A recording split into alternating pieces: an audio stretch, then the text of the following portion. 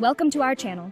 Today, we're diving into a topic that's about as comfortable as a prostate exam on live television. Are women truly feminist until it's time to pay the bills?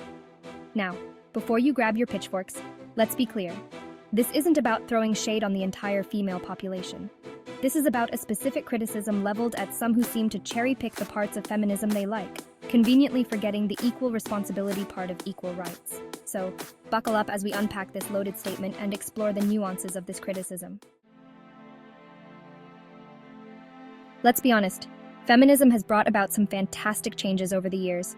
We're talking equal pay, or at least we're getting there, reproductive rights, and the ability to make choices about our own bodies. Plus, the freedom for women to pursue careers once deemed masculine, breaking barriers in STEM, business, and other fields. The problem arises when some folks want to dance at the victory parade, but conveniently forget to show up for the marches that got us here. They enjoy the fruits of labor without the labor itself.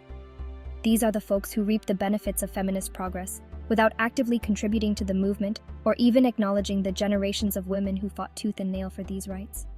They stand on the shoulders of giants but rarely look down to see who lifted them up. They're happy to smash glass ceilings, as long as someone else sweeps up the shards. It's a reminder that progress requires participation, not just celebration. We've all encountered them, the social media warriors, armed with hashtags and witty captions, ready to pounce on any instance of perceived sexism online. They flood our feeds with their posts, making sure everyone knows they stand against injustice, at least from the comfort of their homes. They're vocal, they're passionate, and they disappear faster than a decent Wi-Fi signal in a thunderstorm when it's time to, actually do something. When the moment calls for real action, their presence is as fleeting as a summer breeze. These are the fair-weather feminists, the ones who dip their toes into the pool of activism when it's trendy or convenient, but vanish when real, sustained effort is required. They show up when the cameras are rolling, but are nowhere to be found when the hard work begins. They're all about raising awareness, as long as it doesn't involve, say, attending a protest on a chilly Tuesday evening, or donating to an organization fighting for women's shelters. Their commitment is conditional, based on comfort and convenience. True allyship means being there for the long haul, not just when it's Instagram-worthy. It requires showing up consistently, supporting the cause even when it's not glamorous, and putting in the effort when no one is watching. Chapter 3. The Equal Rights, but my dish is feminist. The age-old debate about domestic responsibilities. Now, feminism has always advocated for a more equitable division of labor in the home, which, let's be honest, is long overdue. But somewhere along the way, the message seems to have gotten lost in translation. Instead of striving for shared responsibility, some have interpreted it as a one-way street, with men expected to shoulder the burden of housework and childcare while they enjoy the fruits of their hard-won careers. Chapter 4. The Pick-and-Choose Feminist. Feminism, like a well-stocked buffet, offers a wide array of issues to champion. You've got equal pay, reproductive rights, body positivity, representation in media, the list goes on. And while it's perfectly fine to be passionate about specific issues, the problem arises when some treat feminism like a Build-A-Bear workshop, picking and choosing the issues that directly affect them while ignoring the struggles of others.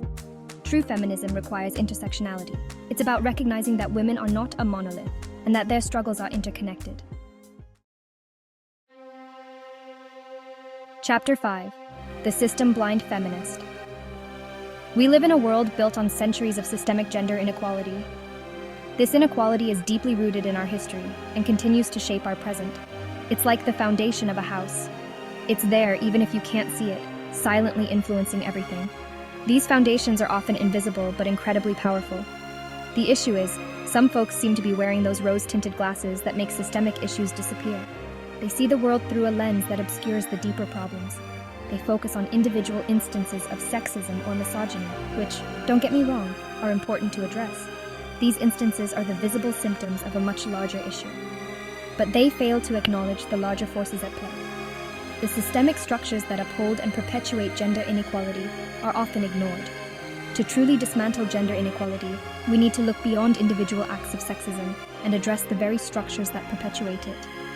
Only by understanding and challenging these systems can we hope to create lasting change. Outro: walking the walk. So there you have it. a deep dive into the criticism leveled at some who seem to embrace the feminist label without necessarily embodying its core values. The goal here isn't to shame or belittle anyone, but to spark a conversation about what it truly means to be a feminist. It's about recognizing that true feminism requires action, commitment, and personal sacrifice. Thanks for watching, and don't forget to like, comment, and subscribe for more thought-provoking content.